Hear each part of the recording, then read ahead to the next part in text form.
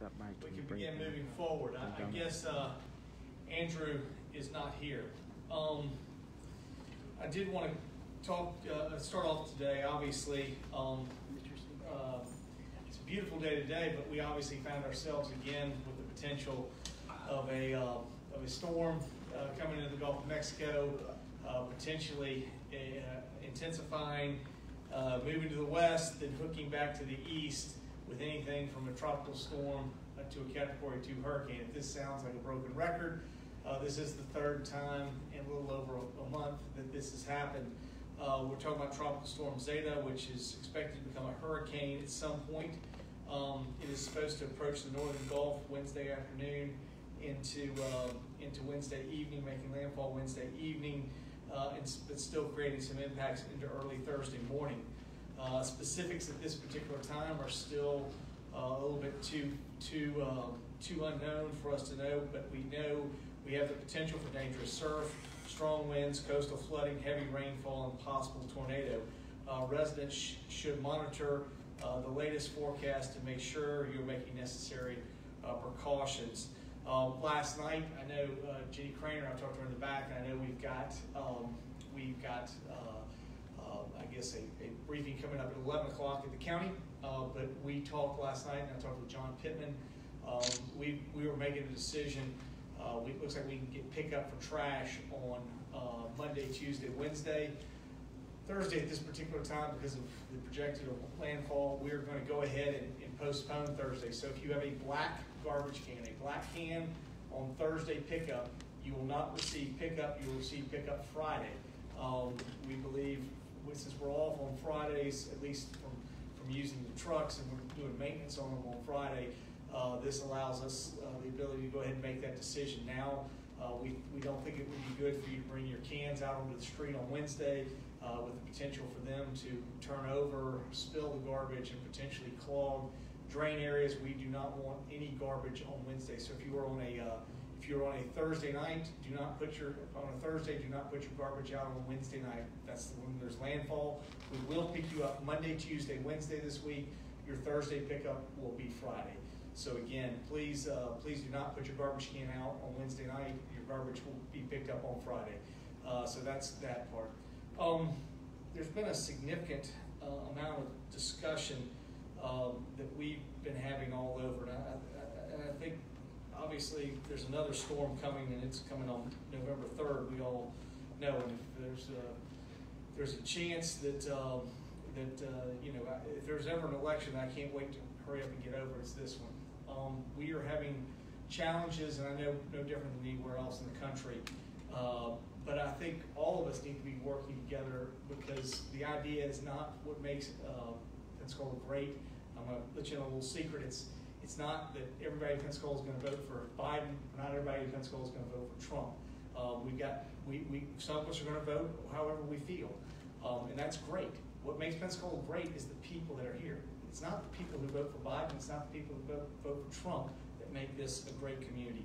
We are a great community because we focus and have the ability to look together and work together. I passed all this out, Andrew. You're going to get one of yours as you bring forward. I'll give you one of those. This is our org chart. This is something I've been working on for really, we've got most of everybody here on the team put together in the last 2 years. And this is a chart that has diversity in a lot of different things. It has people that were here before, new people we brought in. It has all kind of things, experiences that people have had from different areas. But these people are all focused, no matter what, on making this community better. It's about this community. Let's not let this and the issues that are before us end up creating problems and tensions for us that we don't need. On November 4th, no matter what happens, the sun's going to rise, and the team in front of you is going to be focused on picking up your garbage, taking care of your streets, monitoring for crime, and taking care in case there's a fire. We'll be preparing parks, and a variety of other things will happen on November 4th, regardless of who wins. So much like a tennis match, I'd say, go vote. Everybody needs to vote for who they want to vote for. But remember, we're Pensacolians, and when we come out of this election, we'll still be Pensacolians, and the need for us will never be greater than to work together as we come forward. We have a lot of issues in front of us. We have potential hurricanes. We have COVID. We have a variety of other things that are in front of us. But again, this is a team that is very well focused on trying to take care of us as a community, working together. And I've never been more proud of a group and a team than I am that you look right there in front of you. They are working together, and it's not just them, it's the people that work under them. There are, as I say, 800 men and women that work for the City of Pensacola, and they do an amazing job every single day. And we're going to keep doing that regardless of whatever happens. So, you know, all of us have the right to go vote, and I want everybody to go vote next Tuesday the way you feel. But again, after that's over, we all move forward and we work to the betterment of the community, and I think that's the most important thing. And the team that you have in front of you is focused on that, getting that done. To show you some of the things this team has been doing, we had a food drive for Hurricane Sally right here at City Hall and in city organizations. It was really started by a city employee, an idea from a city employee. The City of Pensacola recently held a food drive after Hurricane Sally to collect donations for MANA food pantries. The food drive was organized by City of Pensacola finance employee Tiffany Whiting Cardenas and involved participation from multiple city departments. Through the food drive, city staff collected enough food to equal 618 healthy meals for those in our community. Thank you to Tiffany Whiting for organizing this food drive, and to MANA for all you do to serve our community. Also, as we continue to work on debris collection from Hurricane Sally, final pickup will be November 16th. Now again, at this particular time, that's where we are. I have no idea what kind of impact Zeta is going to do, so none of what I'm saying has anything to do with Zeta. So Hurricane Sally pickup will end November 16th, that week. It's a Monday. So that week is where it starts. That's the last week that we'll be doing pickup. City of Pensacola sanitation crews and contractors are continuing to collect curbside debris. They've collected over 10,594 loads, totaling 463,399 cubic yards since the collection began on Monday, September 21st. And I believe I believe Sunday was the first day off they've had since they started. So that was the first chance we've had to take a day off from collections. The first pass of yard debris collections was completed last week, and we are now working on second and third passes. The final pass, again, will be scheduled for Monday, November 16th. Residents should place any debris on curbside before November 16th, or it will not be collected. Thank you for your patience as we continue to work through it and get into every neighborhood. The city has seen a significant amount of debris generated by Hurricane Sally. Please visit cityofpensacola.com for information of how to sort and place your debris. And we are out there picking up. I saw this morning I saw 4 trucks on Bayou Boulevard picking up C&D debris as well as yard debris. So again, we have a number of vehicles out there working. City of Pensacola Capital Improvement Projects dashboard is now available online. So if you want to track capital improvement projects, we have this now online. I want to thank Kareth, his department. I know David Forte and Derek have been active in getting this up and going, so we're very excited about this. The City of Pensacola has launched an interactive capital improvement projects dashboard, providing the public with the latest information about ongoing projects throughout the city. The interactive dashboard is available at cityofpensacola.com, displaying project information including a current list of capital improvement projects in the City of Pensacola, a map with project locations, project description and cost, project status and estimated completion date, and project contractor if applicable. Some projects are done by the city. So the Capital Improvement Projects Dashboard is part of the City of Pensacola's commitment to transparency in government by making project information available online. Our goal is to provide residents an opportunity to more easily track the progress of what our projects are doing that are managed here by the City of Pensacola. We're very excited about this. It's been in the works for a while, and obviously COVID, a variety of other things, we're now just getting to launch, so we're excited about it. There's a CRA Garden Street beautification. The City of Pensacola CRA is offering an open house for Garden Street location beautification project on Tuesday, October 27th at 6 p.m. So this Tuesday at 6 p.m.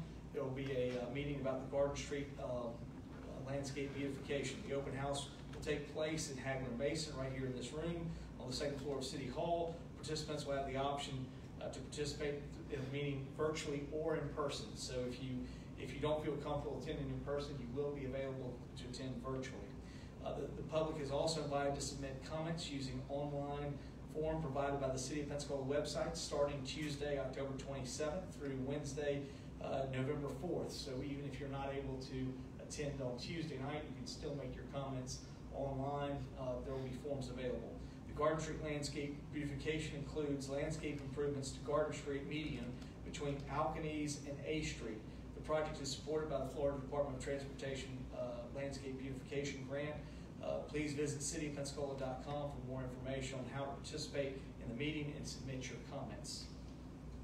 Alkanese outfall to Pensacola Bay Stormwater project is to begin November 10th. Construction of the Alkanese Street outfall to the Pensacola Bay Stormwater Treatment Enhancement project will begin Tuesday, November 10th, as part of the City of Pensacola's ongoing efforts to improve water quality of area waterways throughout the city. The project will provide priority stormwater treatment for the untreated 195-acre drainage basin, sub-basin within the Pensacola Bay watershed. The treatment will be provided by retrofitting the 108-inch diameter groundwater storm conveyance system of the south end of Alkanese Street with an underground treatment unit to remove trash, sediment, and certain solid pollutants and prevent them from being discharged into Pensacola Bay. All work is to be contained within the city, within the limits of the city-owned Bartram Park, and no impact is expected to impact traffic flow or the adjacent properties. During construction, a portion of Bartram Park will be closed to the public. The construction will take approximately 90 days to complete, weather permitting. So hopefully our goal is to have that up and ready by the time spring rolls around. Obviously, now that we have our new capital improvements project, you can follow us online and see what's going on. Just a reminder, Hitman Park improvements are beginning today, Monday, October 26th. The project will include athletic fields, a walking trail, parking, restrooms, concession, and stormwater facilities. Construction is expected to be completed in the spring of 2021. Parks opening up after Sally.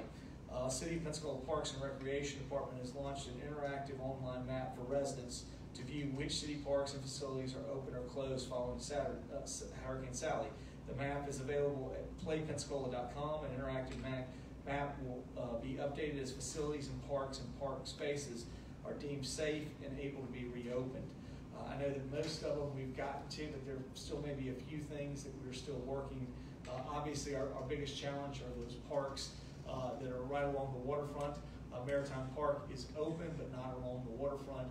Plaza de Luna is having some of the same challenges. So those are probably going to take the longest time, and obviously Wayside Park between construction and challenges we had with Sally. So I think most of our parks are open, but our waterfront parks will continue to be closed as we are still dealing with Project Sally work that we'll be doing.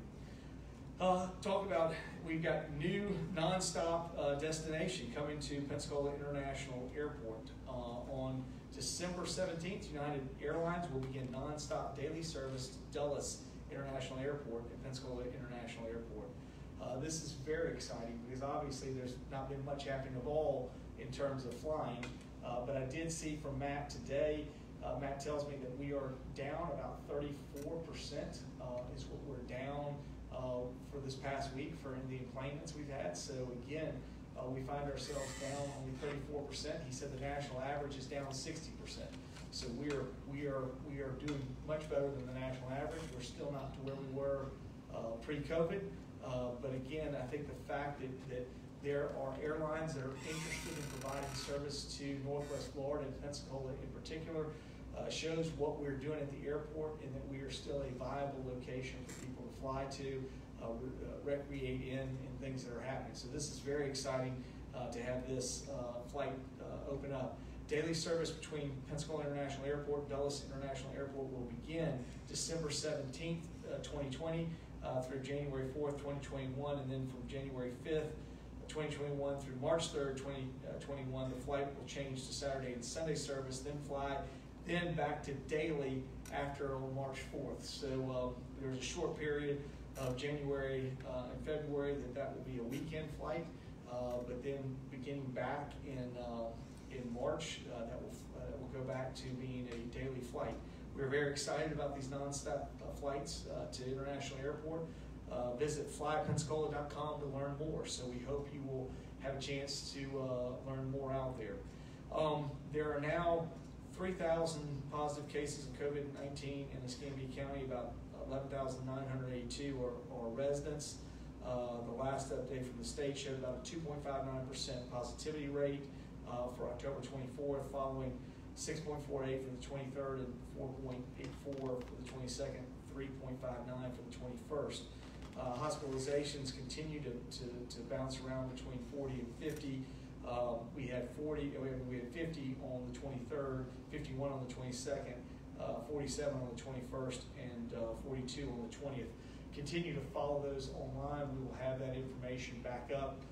The hospitals have stopped giving us numbers for the weekend, but they do give us numbers for all 3 days on Monday. The only one I haven't heard from at this point is Sacred. I have those up for the weekend numbers.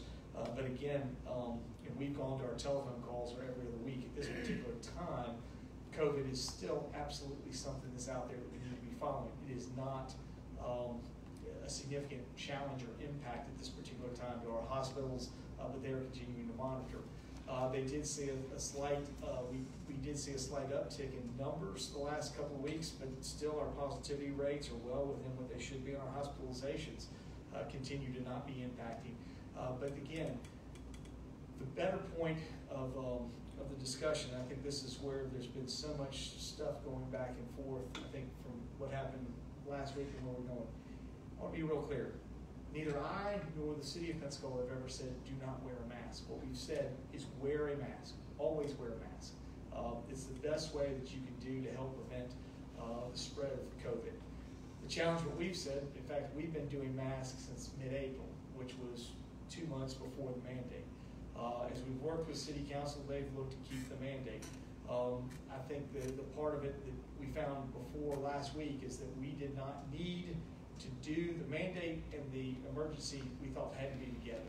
Once we found out they didn't have to be together, at least if the council was wanting to do the mandate, we wanted to pull back on the emergency only in the event if we saw increased impact for dealing with an actual emergency. Again, my conversations with the hospital at this time, they are not particularly threatened by COVID, but they obviously know we could go into another experience like we did in June and July, and that's what they're concerned with. So again, I got a lot of emails, a lot of discussion from the discussion last week and the article that was in the paper.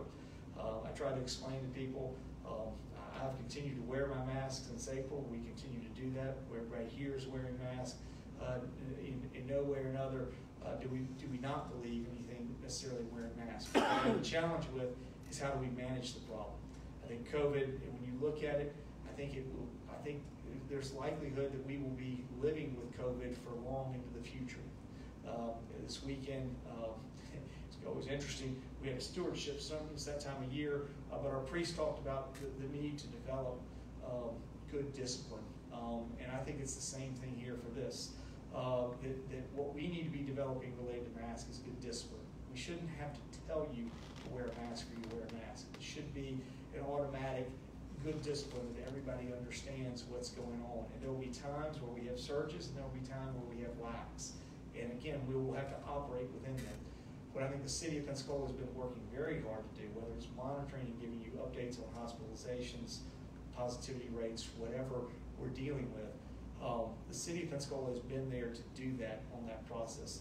If we get to a point where we need to call an emergency or create some sense of telling you what you need to do, it'll be focused on local numbers and what we're experiencing locally, not necessarily what someplace in the Midwest is experiencing. We understand a variety of places are going up and down. Even within the state of Florida, there are places that may be going up. But if it's not happening here in Pensacola and Escambia County in Northwest Florida, our decisions will be based off those numbers. And they will not in any way be based off whether there's an election happening or something else that's occurring. They will be based off numbers. We came out very clear in September and said, again, somewhere in this range of operating between that 50 and 75, we'll be working with the hospitals, and as we monitor and continue to deal with that, the hospitals tell me they are at this particular time well within their capability of handling COVID, and as long as we're in that 50 range, it's not a stress on them, and they will continue to manage. They've also told me the good news is, I think, out of those people, the last 2 weeks, it was reported, at least from the numbers I got from Sacred and the stuff that they do, they said about 2/3 of the people who have recently contracted COVID are 2/3 of them are under 50 years old. So again, this shows that's not as high a risk area. These are things that we're continuing to look at. It does not mean that we don't need to have discipline in dealing with what we're looking at. You need to be disciplined in what you're doing, and you need to be wearing a mask and doing things because it's the right thing to do, not because the city tells you what to do or not. We'll be focusing on emergencies if we get up over a certain hospitalization number, probably in that 75 to 100. We would institute back an emergency and begin to call people's attention to what's happening with COVID. But we're all learning how to deal with it better. We're learning what to do, and I think going forward, we will have these periods of more surge, and we'll have periods that are more lax. This is why we come to you multiple times, at least once a week here or other places, and talk to you about what's going on to let you know where we are at this particular time. And even if we're in a time of lax, that does not mean that we shouldn't develop good discipline. So again, that's where we are dealing with COVID, and I hope this answers questions about where the city is and what we're trying to do and what we're trying to get done. But I'm happy to answer your questions at this particular time. I have one from Dave and then Andrew. Dave. Are you especially concerned about hospitalizations possibly going up after that rally last Friday?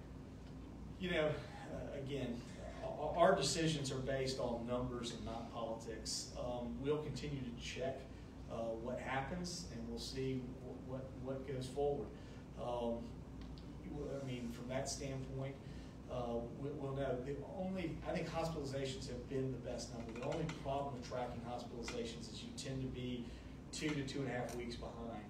So we'll know more in probably 2 weeks from today. We'll know more at that particular time. But at this particular time, I haven't seen anything that I'm getting from the hospitals. I'm in communication with them. We were doing weekly. They have switched back to every other week because they have not seen as much of an impact.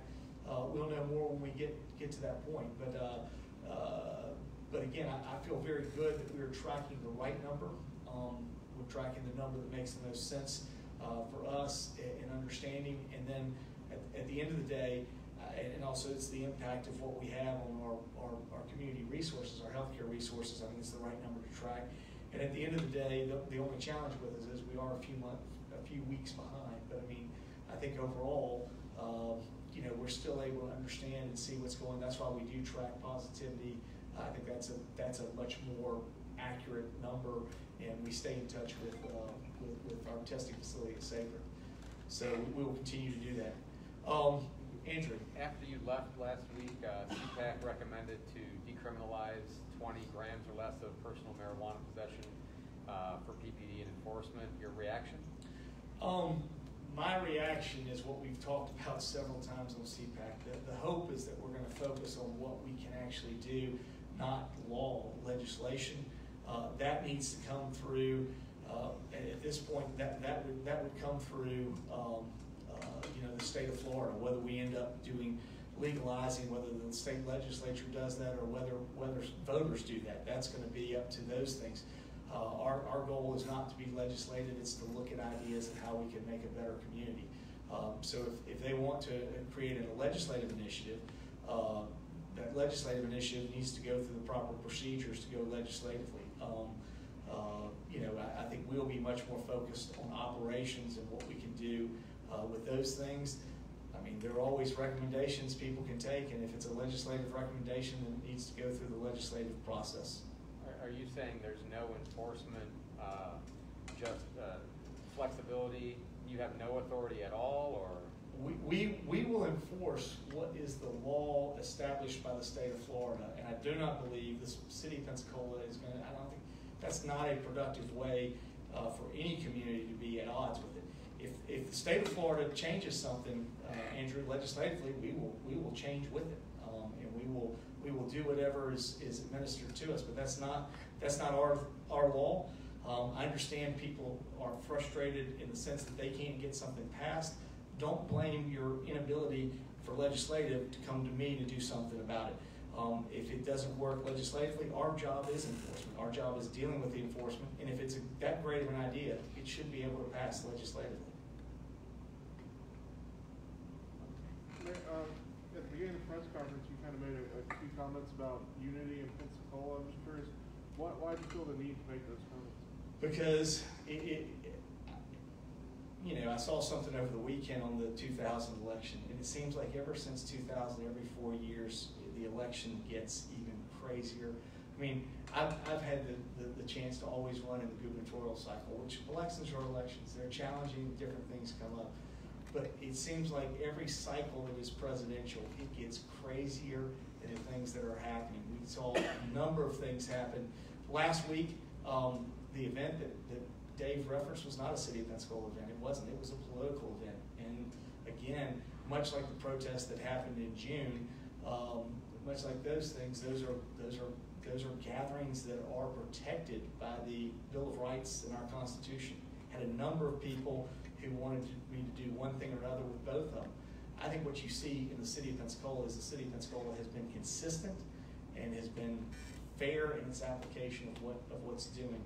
And I think some of the things that come off people, I just get the sense it is even getting the responses I see, either emails to me, social media, the responses that I get, Jim. I just see them actually, the intensity increasing as we get closer to November 3rd. My goal here today is to remind people that this is an election. You need to vote for who you feel is appropriate. And I absolutely support your right to do whatever. And if you want to put up signs that are legally within all the rules we have, I have no problem. If you want to campaign and make noise, but it doesn't make people who vote different from you bad. And I think that's one way that happens. In the City of Pensacola, we got people who are going to vote for Biden, and we got people who are going to vote for Trump. And what makes us great is not because they voted for either one of those candidates. What makes us great is because they're from Pensacola and they focus on things that are Pensacola. This is a moment where we have an election, and elections are part of our process, the democratic process. Everybody should be either voting early or on November 3rd, and we absolutely support that. But the idea is, yes, November 4th, I mean, we got to keep moving forward. We got a number of things that are facing us, and I think that's why the importance of us focusing on unity. Our position on COVID has been consistently based. I've talked with y'all for months now. Everything has been consistent. I've told you numbers when we're going to act and how we're going to do it, and I've reported the numbers to you. We've been incredibly transparent, and we've followed what we did. Our issue of how we do it is not based upon an election. And again, it's regrettable if different people, I've been hit on both sides from both sets of people because they think that somehow I didn't do it. And what I tell them is my job is not to do it the way you want to do because of an election. It's to do what's the right thing to do for Pensacola, and I will continue to do that. And I think that's the important part that we want to get across. I also want to get across to you the men and women that are in that sheet, and they represent part of that 800 men and women that work here, and they focus every day on this. We're not focused on politics. We're very much focused on how do we get things done, and it's primarily the presidential election, but it's not just the presidential election. There are a lot of elections going on right now, and this is kind of that crazy time when it all heightens, and we're going to get past next Tuesday. I can't believe we are having to deal with the potential of another storm between now and the election, but we'll get through it no matter what. The point I wanted to make is the men and women on the sheet of paper I gave you, keep that because it shows you who they are. I'm very proud. I wish when I got here we'd had a place with all the names and all the pictures so I know who was who. But I think that's great for us to have, and more importantly than anything else, I want us to be focused on what we're doing for Pensacola because that's what we're going to keep doing. Whether the storm comes here, I know Chief Craner is going to be very focused on keeping us safe and keeping us prepared for that storm, and then figuring out how we respond to it. So That's a lot of why I took the moment to do that, and I just don't want us to get to a point where we get so caught up in a presidential election that we forget about who we are, who our neighbors are. You know, I grew up in a household that had a lot of diversity within political thought, and we argued at the Thanksgiving table and other places, but I never stopped loving the family members, even if they didn't agree with me. My feelings for them and my friendship and my love for them was not based on my ability to think the same way they did politically. And I don't know why we are doing that in this country to ourselves. It seems like we're creating this conflict on ourselves that we don't need to. I love playing tennis. You know, when I'm playing a tennis match, I'm going to battle you all the way through. But when it's over, you come to the net, you shake your hand of your opponent, and you move on. And I think if we could learn those lessons better, how to deal with competition as a society, we would be a better society. So it's incumbent upon all of us to realize people may disagree with us in where we vote. We all have the right to do that. The important part is after that election is over that we come back together. Let me get here and Andrew. John? Mayor, last week's CRA council meeting had a robust discussion about the Jefferson streetscape. Where does that stand now, and in your opinion, how does that benefit the city? For us, I've always liked the idea of what we're doing, building to the east on Garden. I think the west on Garden is coming. I think a lot of things as you move west on Garden or Main are going to happen with what happens down here. Things that are happening on Maritime Park and on the old ECUA parcel. So I think Garden Street is going to, we have the potential with a new development up there at the school, which hasn't, I mean, it's been discussed for 2 years, but we hadn't gotten there. At some point, I think that's going to happen. And I think you're going to see Garden Street begin to move there. What we had is we had a couple blocks where we still had isolated pockets and we needed to go east. And I think that Jefferson Street really creates a much the same atmosphere we saw south of Palafox. More importantly than anything else, we've had incredible success between Palafox and Main, between Garden and Main on Palafox, and on other streets too, between Garden and Main. We really have not seen as much success going north. So the idea was to go north, expand Garden, success west, in some of that area, create an atmosphere of another restaurant row right in there on Garden Street, and create some backup support with the hopefully that hotel that was being discussed that would bring in additional people. I don't know what else may happen one way or the other, but I think that brings more activity. We've been very focused on how we create activity. We believe that will create more opportunity. And it was, for me, it was a chance for us to do the same thing we could do south of Palafox, south of Garden on Palafox, we could do north of Garden on Jefferson. So, again, these are, everything that the CRA is putting in there is all public infrastructure. In the 70s, this city invested heavily in infrastructure, civic infrastructure on Palafox, without really understanding, well, we knew what Palafox was in the 50s, but we didn't understand if we'd ever get there again. In the 70s, it was terrible down here. I mean, I grew up, nobody came down here in the 70s. So what we see is a resurgence because we put the infrastructure in. So all we're talking about is creating that same infrastructure on Garden and on Jefferson, an ability to take a street that's very little utilized, that could be closed and create a sort of its own sort of atmosphere, much the same way that you see us close Palafox from time to time on different things.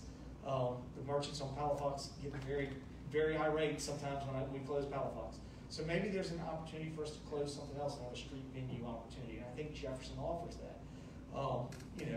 Then people get mad here or there. I mean, I understand the reasons and the discussions, but overall, we're trying to create a better downtown. I believe the infrastructure that goes in will be much like the infrastructure the city spent, which was significantly more on Palafox when we did it. We did the right thing. It's finally coming to fruition. I think because of the activity, we'll see return on that investment much faster than we did on Palafox.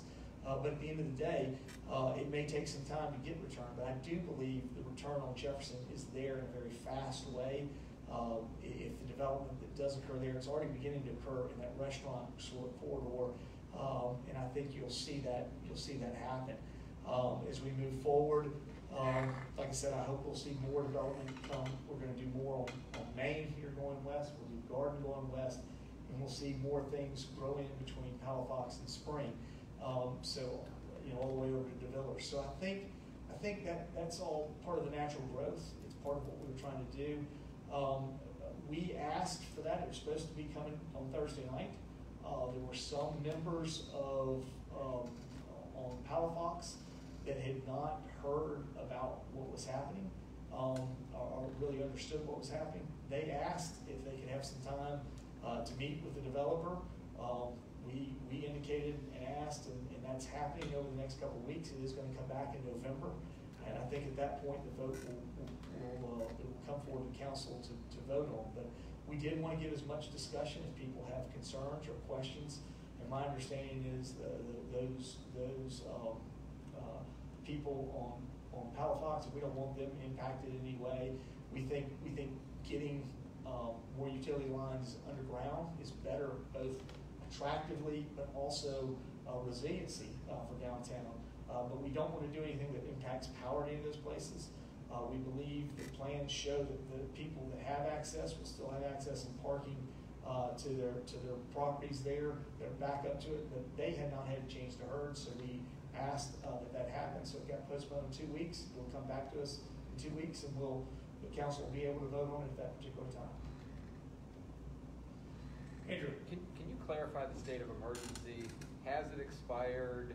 What will change when it does expire? And can the mask mandate exist legally? Mask mandate can exist. Mask mandate can exist without the state of emergency, okay, because it is a council ordinance. But you couldn't do it. That's the difference? Correct. Okay. Correct. So my ability to do it is only with the state of emergency. So with the council's position, it can be done.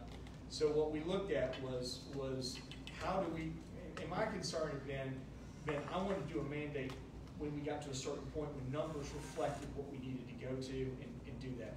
But again, whether we have a mandate or not, I still believe you'll see us to exercise discipline and understanding that masks are important to wear.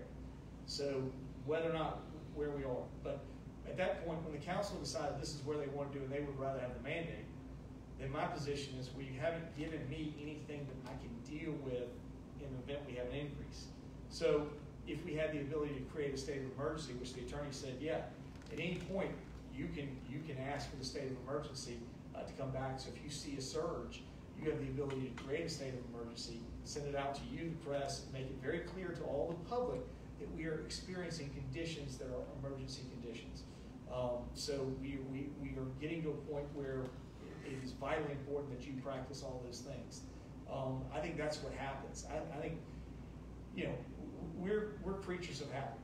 It took us a while, and if you remember in June and July, we were like so focused about trying to get people to wash hands, wear masks, avoid crowded spaces, and a variety of things. We did all that. The numbers kept coming down. Once the numbers started coming down, once we got to September, it was kind of like people were like, they were just tired. And I think some of this is human nature, that you have to deal with these things. But overall, we absolutely need to be doing the discipline of wearing masks because it's right, not because it's mandated. The mandate should be happening when we get to those emergency conditions. The council chose to go a different route. They want to keep the mandate on. That's fine. Give me the ability to identify emergency situations when we get to an emergency. I mean, we are currently monitoring COVID, but none of our hospitals at this particular time say they're at an emergency critical standpoint. So has the emergency condition expired, and yes, what actually, other than that you can't implement a mask mandate, is there anything else that's changed because that expired? I mean, if we had in March, it was very critical for us because we had to do some procurement. I mean, nowadays it's not as big of a deal as it was in March. You have mask supplies, everybody has masks. If you remember back in March, nobody had masks. In fact, the state had told the dental people to quit working and go get masks so we can keep running our hospitals. I mean, that's how low we were on masks. So there were reasons that the state of emergency that allows you to do some things with your management, your procurement, that you don't have to do when you're not in. We're not having this. I mean, we've been in COVID for 7 months, so the issues of procurement, we now have suppliers of everything we need for cleaning, for masking, for doing everything else, we have a pretty good understanding as to how to run it. So the state of emergency related to procurement, we really don't need it anymore. What we do need it for is understanding when we get to levels that we need to signify to the public they need to take action. Now, despite all this, again, masks are something you need to do regardless one way or another. You don't have to wear a mask because there's a mask mandate. We were doing it 2 months before the mask mandate at City Hall because it was the right model behavior to do. And once you develop a discipline, you just start doing it.